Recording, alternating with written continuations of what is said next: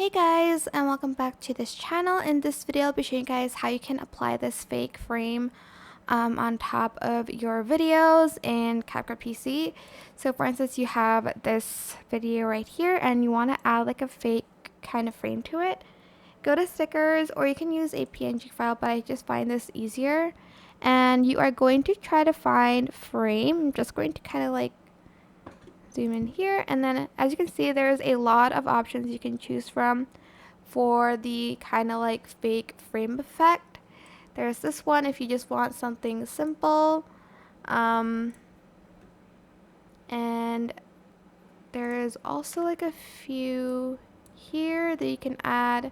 There's just a lot of options you can add here, and that is basically it. Just extend it and just resize the video according to your liking. There's also this phone frame here, which if you add, you can scale it down and you can select this, but you do have to mask it. And that's it. I hope this tutorial was helpful for you guys. Don't forget to like, comment, share, also subscribe to this channel if you haven't done that already. If you have any more questions, just leave it in the comment section down below.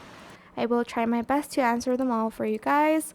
And if you found this video helpful, please click the thanks button above the description box down below. Thank you so much for watching. Bye!